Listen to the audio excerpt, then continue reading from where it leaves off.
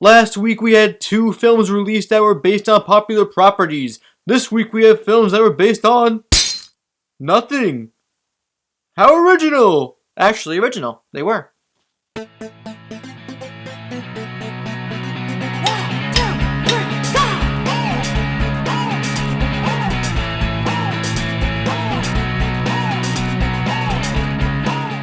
Hey everybody, welcome to the MaffmanJones movie channel. I'm your host, John Maffio, and today's featured movie is the latest from Gore Verbinski, known as The Cure for Wellness. This is a movie that stars Dane DeHaan, who is a Wall Street stockbroker who is sent to Switzerland to recruit back his boss so that his boss could sign contracts and keep the company afloat. But once he gets to this facility, it's on top of a mountain where all wealthy people go to get better because they're sick. He discovers some mysteries and some crazy things going on there that aren't what they seem. This is a rare film in a time where people know everything about movies before they go into them, where, at least in my eyes, I had no idea what this movie was. I saw the trailer for it, I saw the marketing for it, but I didn't really know what it was. All I knew was that it was directed by Gore Verbinski, who has directed the first Ring film and the first 3 Pirates of the Caribbean films. And he has a great eye for visuals, but how was the actual movie? Well, I'm here to tell you. It's a very acquired taste. It's a very slow burn type of film. It's very similar to Shutter Island in terms of story. I will say the slow burn element of the film does work to its advantage for the first 2 acts. I was pretty invested in what was going on, and I wanted to find out what was going on. The whole thing with this movie is that Dane DeHaan gets there, and he's looking to get his boss back, but he gets into an accident. He's stuck there. So while he's there, he's told by Jason Isaacs' character, Lucius Malfoy, to drink the water, stick to the rules, enjoy his stay there because he may be sick as well. But Dane DeHaan's character isn't necessarily a likable character. He's kind of a jerk. He has a very ambitious but dicky way of getting things done, and you can see that for the character, but it may not be a character that you might want to stick with for 2.5 hours because the movie is quite long. But if you're strapped in for the mystery roller coaster ride that this film presents to you, then you will enjoy it for the most part. The only thing I can see being weird with audiences for this movie is the final act, because I don't know if it paid off for me.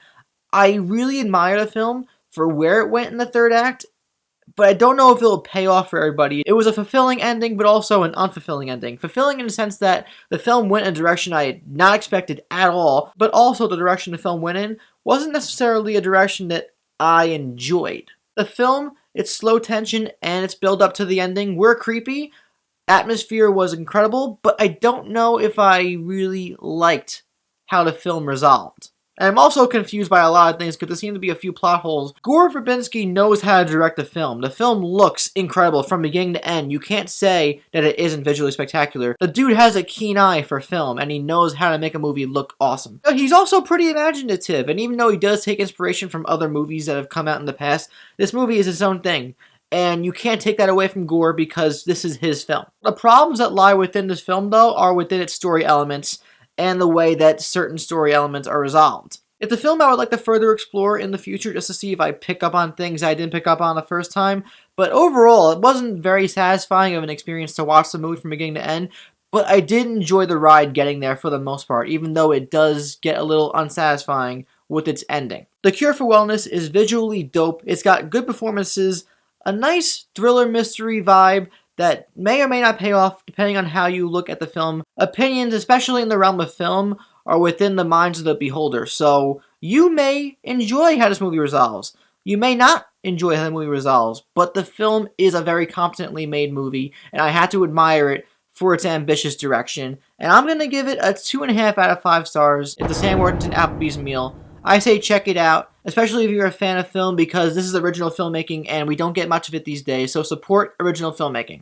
This movie also reinforces my strong desire for Gore to go back and try to get that BioShock movie into production, because goddammit, could he direct a BioShock movie if he ever got the chance to. But now I want to know from you guys, what do you think of The Cure for Wellness? Let me know in the comments down below. If you enjoyed this review, please like the video, share the video, subscribe if you haven't already, and check out the rest of my social medias, along with my Odyssey page where I write articles mucho down below.